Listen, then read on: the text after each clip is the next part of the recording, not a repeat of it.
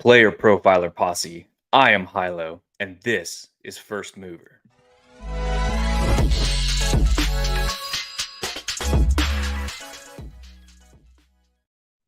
Now, if you caught the show last week, we jumped into kind of what you should expect when we hit the regular season on First Mover, and we looked at the initial player pricing for the slate to come. For us, week one player pricing is out on DraftKings, so we are going to continue that today. Last week, we covered the overall state of the slate itself, in addition to some talk on game environments, and we covered the quarterback position. So moving on, natural progression here, we are going to discuss the running back position today. Before we get into it, though, once we get into the season here at Player Profiler Network, in addition to the First Mover, which will be released every Monday, we'll also have the Big Tilt that will be released every Friday, and that will be your late week look at the slate ahead.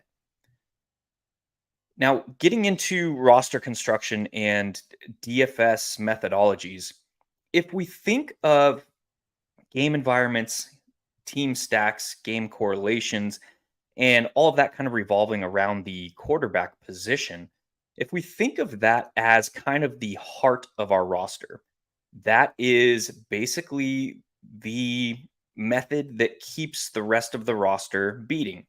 That is going to be kind of the core of our roster when we're building a DFS roster. If we look at the running back position, we can liken that position to our legs or our wheels or our crutches or however we get around. That is, we are not going anywhere without a solid running back base. So while the game of the NFL has changed, we no longer have hashtag Team Jam 'em in at the running back position, where we can just throw in Le'Veon Bell and David Johnson and call it a day. Each of them are going to go out and score 25 to 35 points, and we just take those points to the bank. Those days are kind of gone in the NFL, and that affects how we approach the position from a DFS perspective. How the field is kind of approaching that is looking for the most volume at the cheapest price at the position where we know we can get a higher hit rate for the top names at the wide receiver position. That has meant that a lot of the field in DFS is starting their roster construction by looking at the running back position from the bottom up. How few dollary dues for my Bluey fans out there can we spend on the position and still get access to volume and then let variance kind of work itself out from there? While that is not necessarily a bad approach, it is much more profitable, expected value-wise, to utilize that approach in something like a cash game or a very, very small field single entry type contest. When we're looking at how do we win large field GPPs, how do we win the Millie Maker, how do we win these kind of larger field contests, these 150 max contests especially, we have to still be thinking about this position from a raw points standpoint. And that is an area where the field has kind of moved away from, particularly talking about the running back position. So before we get into the running back position, breaking it down from a theoretical, analytical, and conceptual standpoint for week one, here's a quick word from the Podfather about FFPC.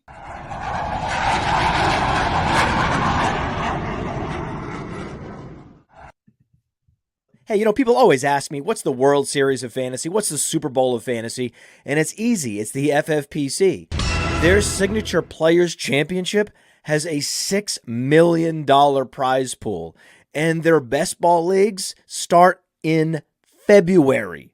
And they're the answer to so many questions. Hey, what's the best place to get a Dynasty Orphan? Well, you can adopt a Dynasty Orphan at the FFPC right now. There's more orphans at the FFPC than anywhere else on the internet. That's why we partner with them. So if you want to play fantasy football for low, medium, high stakes, you love Dynasty, you love best ball, you love seasonal leagues, all types of fantasy footballers need to go to the FFPC. And remember, use promo code Underworld. Promo code Underworld gets you $25 off your first team.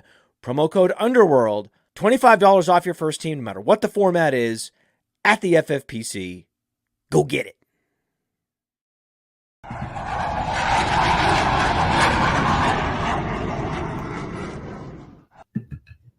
Welcome back. Thank you for that, Podfather. So how do we identify the potential for top end 90 to 95% outcomes at the running back position? Because we know that we're still so worried about raw points. Something that was imparted on me very, very early in my DFS journey, and this was from the founder of One Week Season. Again, if you're missing out on One Week Season, go check out oneweekseason.com. Get access to all of the things that we're bringing from the DFS world to the best ball world to now player props and props packages that we have over there. Get signed up. Use promo code HILO. That'll get you 20% off on any of our packages that we got over there. And come join the party as we hunt tops of the leaderboard. But one of the things that was imparted very early on me in my journey in DFS was from the founder of One Week Season in Jordan Tulin.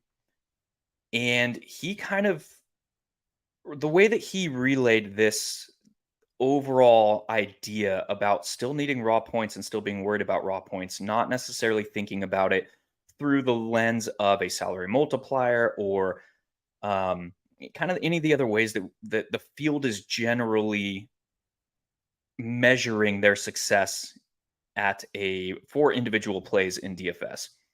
And this idea of once the first kick happens, and it's a little bit now that we have late swappability on DraftKings back, once the kick off for an individual game happens, salary really means nothing. So we have to be approaching this game of DFS trying to maximize our path to the highest raw point total while also reducing the amount of variables, we'll say, that have to go right in order for us to win.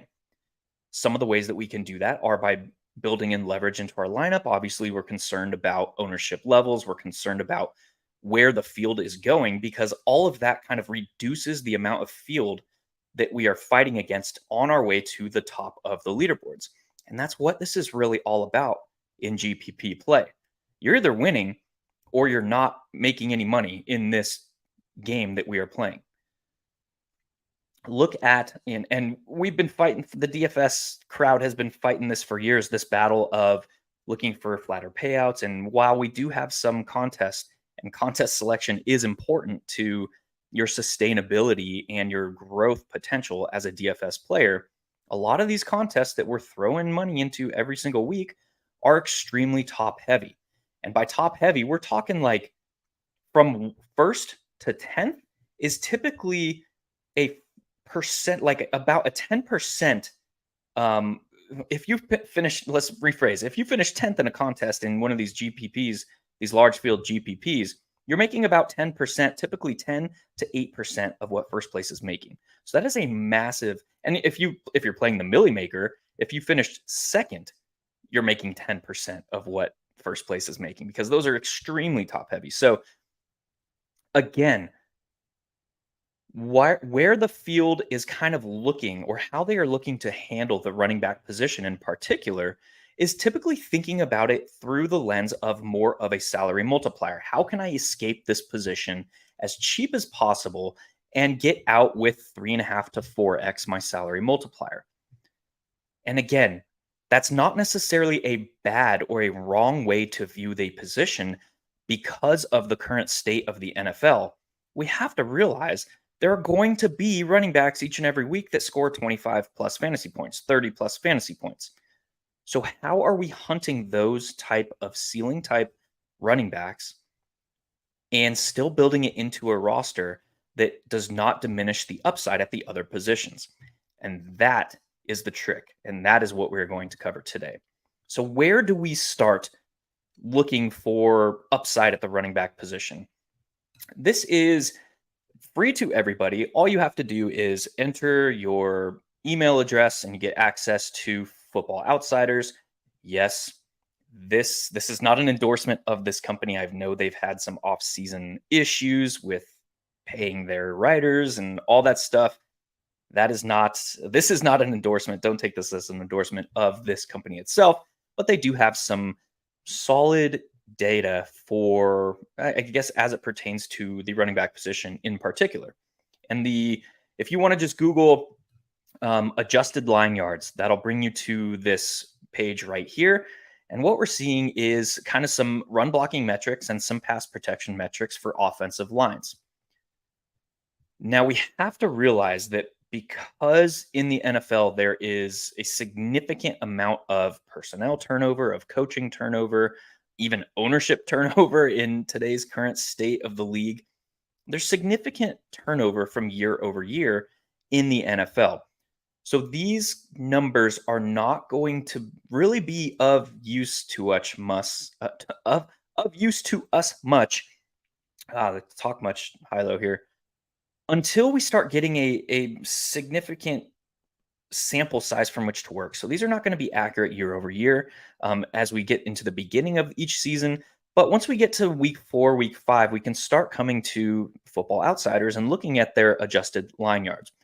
I bring up this tool because it is free to everybody. All you need to access this is your email, create a free account, and you'll get access to all this data.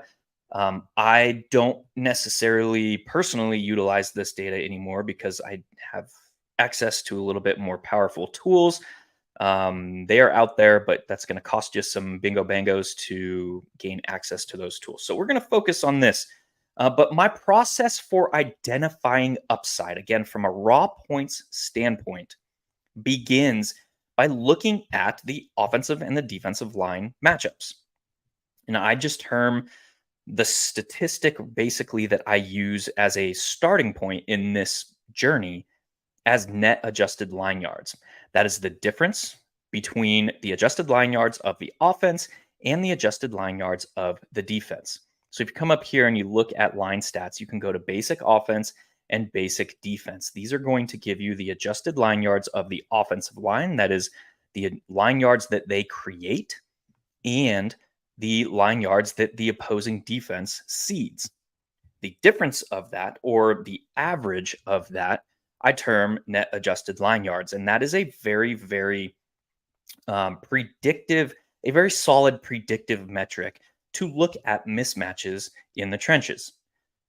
Obviously, things like how a team likes to operate on offense, pace of play, all these things also come into play when we're looking at a process for identifying upside at the running back position. But this is kind of a good starting point and somewhere where we can get a good idea of the matchup in the trenches prior to really looking at anything else.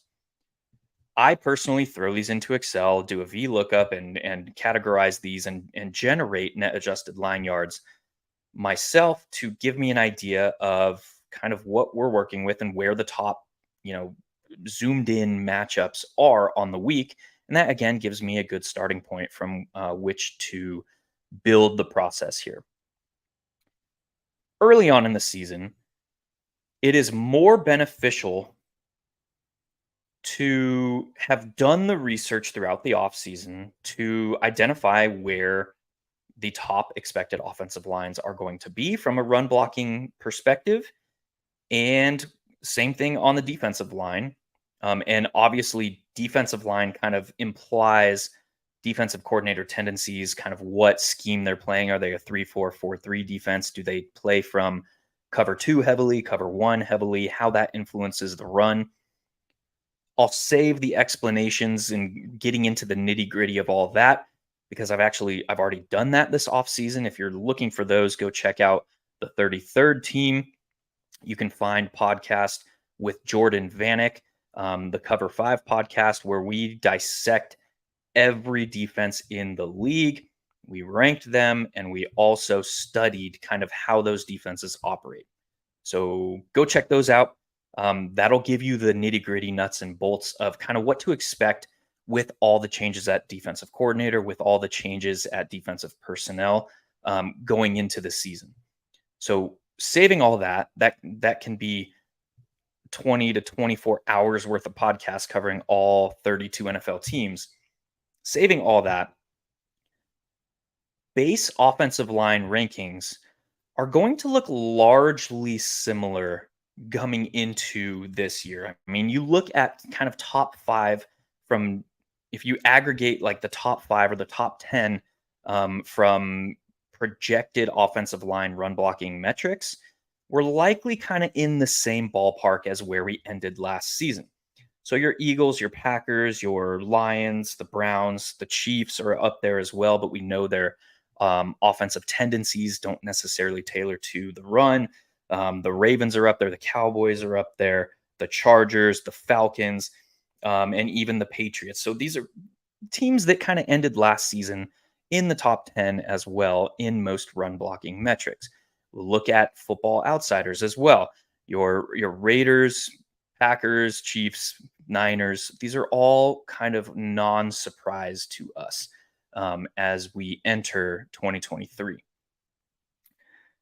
All of that this is kind of a peek behind the curtain into the beginning of the process and how we kind of identify upside. With that in mind, now let's shift our focus to looking at where the field starting point is going to be for week one. And we will look at what the field starting point for week one is likely to be. It is likely to be something like this. And we're going to blow this up a little bit and take a closer look at this. Zamir White, the closer we get to the start of the NFL season, with Josh Jacobs having not reported. And we have to remember that his situation is fairly unique in that Josh Jacobs has not even signed his franchise tag tender at this point. So one, he's not getting fined for being away from the team. And two, he has not reported to the facility, to the team at all. Obviously, we know he's holding out. He wants a contract extension. We know that the team is not looking to pony up those bingos yet. And how this stalemate is going to end, even if it goes towards the last minute, the ninth hour, right before the end of the season, how much workload do we expect Josh Jacobs to get, even if he reports a couple days or the final week after the preseason game, even after their final preseason game this upcoming weekend? How much workload do we expect him to get? So that is kind of what the field is probably thinking at this point as well. And it kind of goes into that same mindset that we just talked about, is how can I escape this position with spending the lowest amount that I can and still providing a solid salary multiplier, knowing that salary spent at the quarterback position and at the wide receiver position is typically going to carry a higher hit rate than salary spent at the running back position. So with all that in mind, the field is highly likely to be circling Zamir White's name in Sharpie at this point and continuing to add layers to that circle as we approach the kickoff of this 2023 season. And the longer we go with Josh Jacobs not signing, we've seen Zamir White be relatively efficient in preseason. We've looked at Fantasy Football Outsiders. We see that Las Vegas created the highest adjusted line yards last season at 4.93. All these things are coming together. The field is going to have an extreme interest in Zamir White for week one. Who is the other player that has, or who is the player that has been getting the most buzz off season at the running back position? And I think that buzz is only increasing as we continue to get more and more reports out of Atlanta, as we continue to see more preseason reps. Bijan Robinson. So when you look at this slate from a psychological standpoint and where the field is likeliest to be focused at the running back position, this starting point of Zamir White and Bijan Robinson is going to garner a significant amount of ownership for week one. So what does that mean to us as we are analyzing this slate from a theoretical perspective? The biggest thing, and this is the thing that I think the field is probably behind on. We'll put it that way. The field knows how to identify players. That is no longer an edge. The field knows how to build a plus EV roster, even. That is no longer an edge in DFS. But if we look at this and view this as kind of the field's chalk starting point for week one, what does that mean to us if we're really analyzing this from a theoretical lens? That means that the field is likely spending a, from this combination exactly 12,800 in salary at the running back position. Now, because player pricing is softer in week one, because there are multiple workhorse running backs or expected workhorse running backs that are priced in the cheap-ish range. Now let's look at those guys real quick. Because that is the case, we have guys like James Conner at 6.4 here. We have guys like Cam Akers at 6.2. We have guys like Rachaad White at 5.5. Because we have these expected workhorse running backs that are priced below our 7K threshold, which is kind of the threshold that I use to identify a player being priced up or moderately or underpriced in DFS. Because we have these three guys, and because player pricing is much softer in week one, and because we can expect the field to be prioritizing the quarterback and the wide receiver position from a salary allocation standpoint, we can almost guarantee that the field is going to be utilizing 3 running back builds at a higher rate than what is going to be the season average for the rest of the season. Player pricing is soft. This whole idea of guaranteed volume for a cheap price kind of comes into play. So we can think that rosters are going to look a lot like this. This is going to be kind of the starting point of a lot of rosters. Now players are going to add in their game environment plays, their quarterback with a pass catcher or two and a correlated bring back. And it's like, wham, bam, thank you, ma'am. I've built my roster. That's where the field is starting for week one. That is going to be a very, very common roster construction starting point for week one. If we take that one step further, if that means that the field is likely to be investing 18,300 of their 50K salary on these 3 roster spots, we kind of have a good idea what the rest of roster construction is going to look like.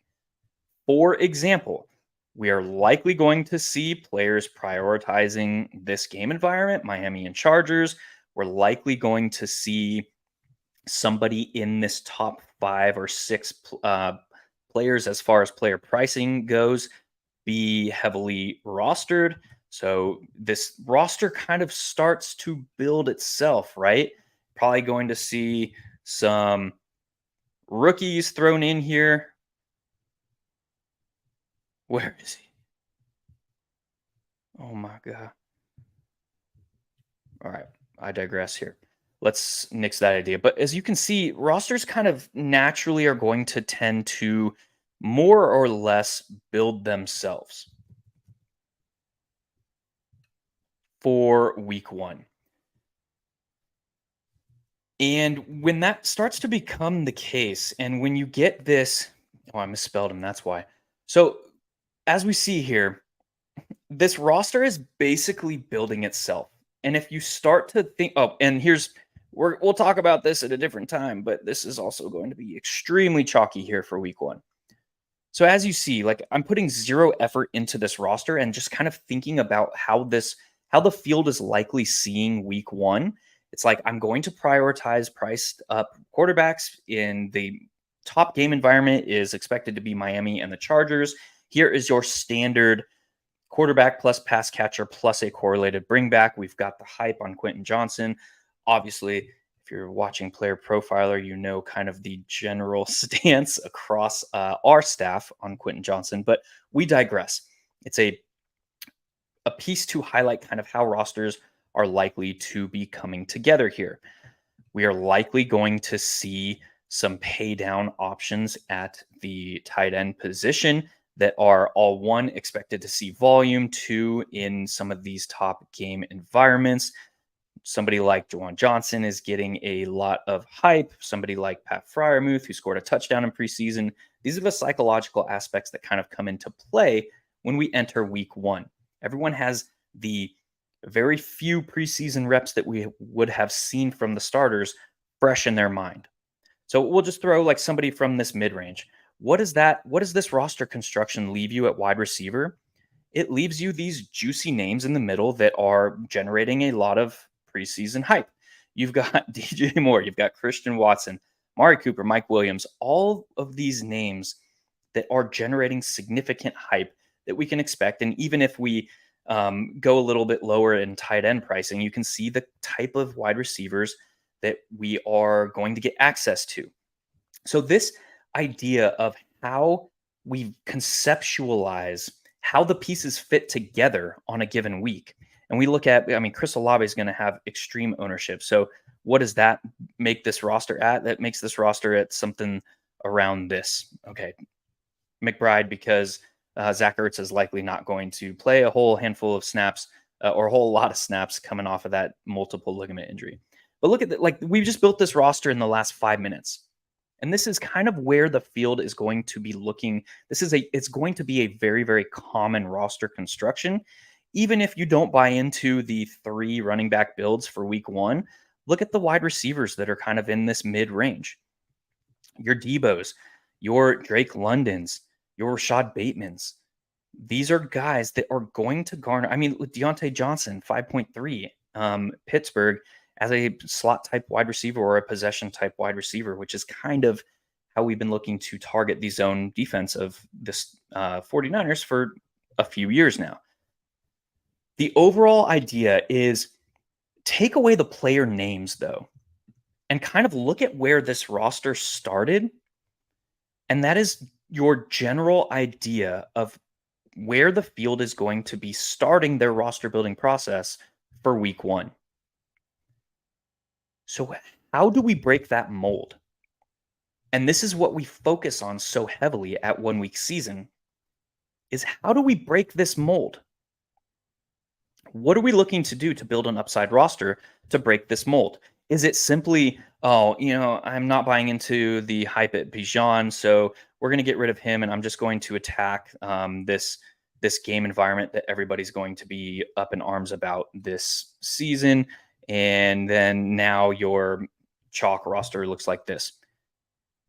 What changed from a salary allocation standpoint? Did much at all? We went from 5,500 here in the flex to 4,900.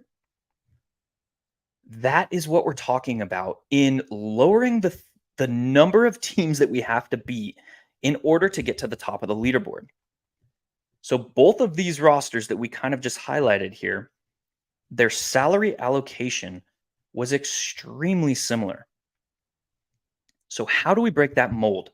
Are we looking to simply say, I'm going to fade the Miami and the Dolphins and the Chargers game because I don't think that it carries as much upside as the field likely does? That's one way, but it's probably not the best way. The best way to generate leverage, particularly early in the season, where so much of the field's rosters are going to look so similar, is to flip the build, turn it on its head, change where you are allocating salary, change how you are approaching roster construction, change the starting point of where you start on a build.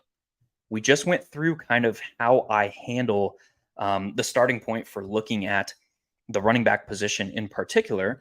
What are some ways that we could completely flip the build on its head?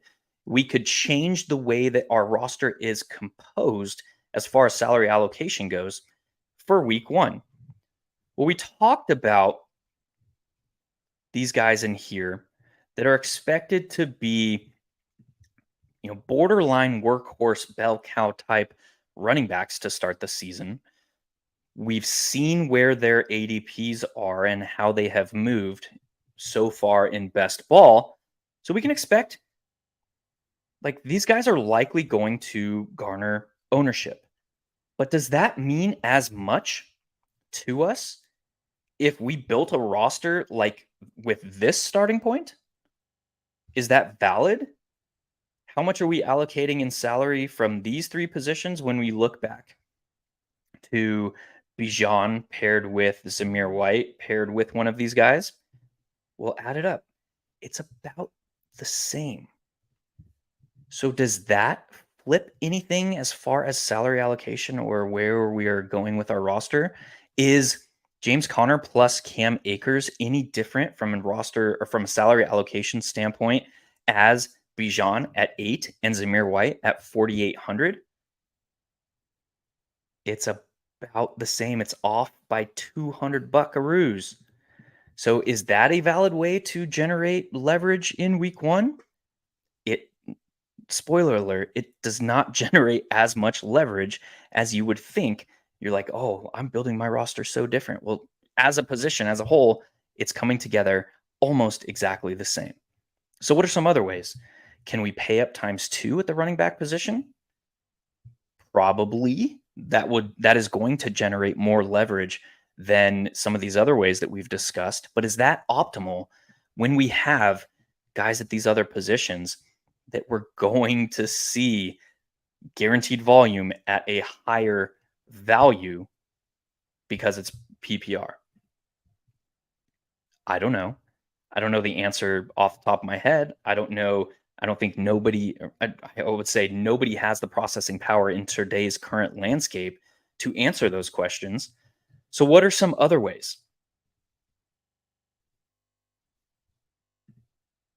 Is it more beneficial to us from a leverage generating standpoint to disregard salary spent at the position itself entirely and hunt solely for upside?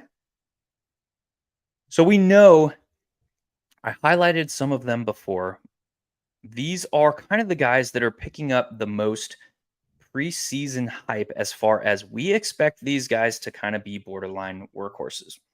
They are priced fairly coming into the season. But what are some of the guys that are priced around these guys that are highly unlikely to see much ownership land on them to start the year? Well, let's take a look at some of those names. So right here in this kind of right at the median of pricing, we have a whole bunch of uncertain situations. This one's interesting to me. Dante Foreman is priced higher than Khalil Herbert in Chicago, playing a Packers team and a Barry defense that has basically been a revolving door to opposing backfields for the previous 3 seasons. Who's clicking Khalil Herbert's name with all the uncertainty associated with Chicago's backfield as far as snap rate goes, as far as expected touches goes, now that it's 3-headed?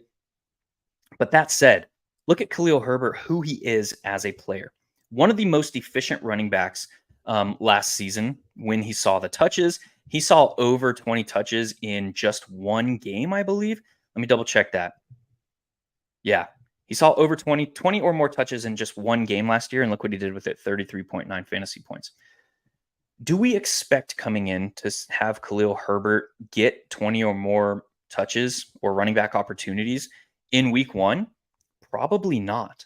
But is it within his range of outcomes? Most definitely, because there is all kinds of uncertainty and ambiguity associated with that position. But the Chicago backfield as a singular entity carries upside in this matchup against Green Bay at home and playing a Joe Barry defense that we know has given up significant production to 1, possession type wide receivers, and 2, the running backs. What are some other spots that are in here that are riddled with uncertainty? Well, one is from the game environment that is expected to be the top expected game environment on the slate. We have Jeff Wilson, we have Raheem Mostert. We might actually get more fidelity on this backfield because of the injury to Devon Achane, but still there's a significant amount of uncertainty and ambiguity associated with the Miami Dolphins backfield. What about Philly? Same thing. We have all kinds. This is probably the most ambiguous backfield of the off season. We have Kenny Gainwell, who is getting most of the work with the ones in preseason, in camp. Our good old friend, Mr. Shore, has been keeping us very appraised on that situation. Side note, careful who you listen to here. But the point stands. What about Washington in Arizona? Significant ambiguity. We're starting to get a better idea. And we look at their preseason usage up to this point, it's basically been a 50-50 split. Who's likeliest to get goal line touches? Probably Brian Robinson. Who's likely to get more pass work? Probably Antonio Gibson. But the point is, early in the season, and particularly when we get these top offenses, so Miami, Chicago, expected to score some points this season, Philadelphia, these backfields or these offenses that are expected to be top offenses in ambiguous situations are going to garner significantly less ownership than some of these other players priced around them.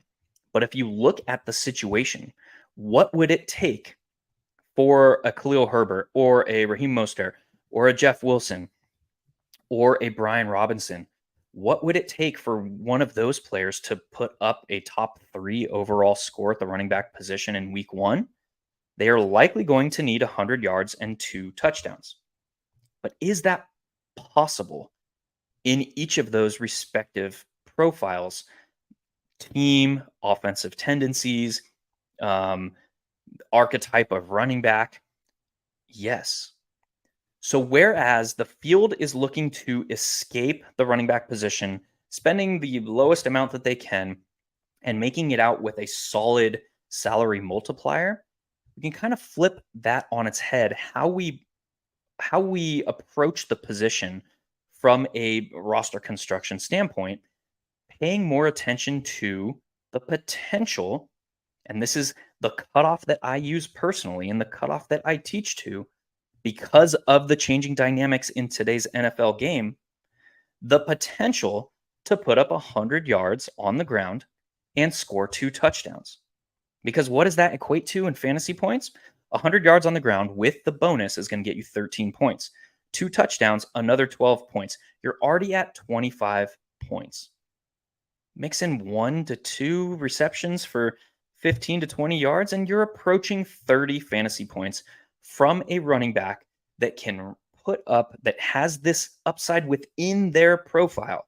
That's everything, like we talked about earlier, that's everything from their archetype, their efficiency metrics, their offensive line, blocking metrics, the net adjusted line yards, coaching tendencies, all the things that we are kind of analyzing week in and week out in this game. But if a player has 102 within their profile for a given week, within their range of outcomes, they are worth rostering in GPP play. Period. Dot. That is my cutoff. Because now you're talking about 25 to 30 points. You're most definitely in most weeks top 5 at the running back position in scoring on that week. Potentially top 3, potentially the top overall score. 102, that's our cutoff.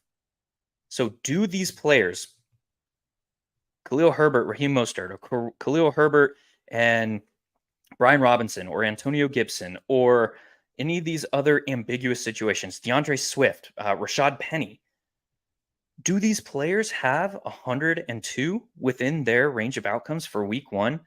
You bet your bottom. And they are going to be some of the lowest owned within this range in player pricing because of the running backs that are priced around them. Furthermore, how would we leverage the overall salary allocation that we discussed earlier? Well, one, it's likely to kind of, at a lower rate than we normally would, utilize running backs in the flex for week 1 because how salary is set up, because of the uncertainty. The typical human psychological reaction to uncertainty is to get out of that situation, to find safety, to hunt for safety. So what that typically means is we typically at the beginning of the season see 3 running back rosters on DraftKings rostered at a higher rate than we're going to see for the rest of the season. Because we think we know better. We think we have these running back position is easier to find volume, and it is easier to project from a safety standpoint. But again, we're not worried about safety. We are worried about winning. And how do we get there at the running back position? 102. Obviously, there's guys like Austin Eckler who are going to catch enough passes to negate the need for one of those touchdowns. There are like Christian McCaffrey's, these type of guys. But if you look at where blow-up games are coming from in today's NFL, it is 102. So let's look at Nick Chubb last year. Where were his blow-up games? Here in week 2 against New York, he did not hit 100, but he scored 3 touchdowns, 32 fantasy points. Here in week 5 against the Chargers, 134 yards, 2 touchdowns. No receptions, 102, put up 28.4 fantasy points. Week 8, Cincinnati, 101 yards, 2 touchdowns. All the other weeks of the 2022 season, Nick Chubb did not put up a score that is winning you a tournament. So that's one example. Let's look at Christian McCaffrey. Where were his blow-up games? So 25 points from a 9K Christian McCaffrey is not going to win you anything. As you can see, only 27 rushing yards. He had 9 receptions that game, scored 1 touchdown, and still is not being a player that you had to have. His first major blow-up game, 40 fantasy points, 94 yards, a touchdown, 8 receptions for 55 yards, and another touchdown. So again, there are these players, Christian McCaffrey, Austin Eckler's, Saquon Barkley's even coming into this year, that can put up enough receiving work to offset the need for one of those touchdowns or the caveat of hitting 100 yards and 2. Where was the next blow-up game? Tampa Bay in week 14. 119 yards, a touchdown, 2 receptions for 34 yards, and a touchdown. So 102. His next one, 100 yards, a touchdown, and he put up 6 receptions. And in full PPR format, what is 6 receptions doing? Is giving you enough pointages to negate the need for a second touchdown. Week 17 against Las Vegas, 121 yards, a touchdown, 6 receptions for 72 yards. Again, enough receiving work to negate the need for a second touchdown. And he's not putting up a had-to-have-it GPP type winning score in any other week. So that goes across the board. I mean, let's look at D'Onta Foreman. It's a good example of kind of what we're talking about here. Let's look at his game logs. Was he putting up a GPP winning type score? Week 8 against Atlanta, 100 yards and 3. So there are going to be running backs that have this profile that kind of come out of nowhere. And those are the type of guys that are actually winning you a GPP in today's NFL landscape. We'll say NFL DFS landscape. Because of the changing dynamics of the running back position across the league, what we are hunting for is 100 yards and 2 touchdowns. That is, again, getting us right to 25 points. Throw in any more yards or any more receptions on top of that. Now we're approaching 30 points. Again, raw points to win, to find yourself at the top of the leaderboard when all is said and done, instead of this idea of hunting for safety through salary multiplier at the position. So that's my spiel on the running back position for week 1, how we can approach it from a plus EV manner and place ourselves in position to find ourselves atop the leaderboard when all is said and done. And that is going to do it for First Mover. On our way out, here's the Podfather with another word. Hey, I want to take a moment to thank you for tuning in. It's important to me that all of our media be free. This is only possible because of you, allowing a true independent sports media enterprise to thrive unlike any other in the business. So please subscribe to the All In Package to continue to make all of this possible, to ensure that all of our stats, information, data, content is available to you, especially you, the people that get the site and get the show.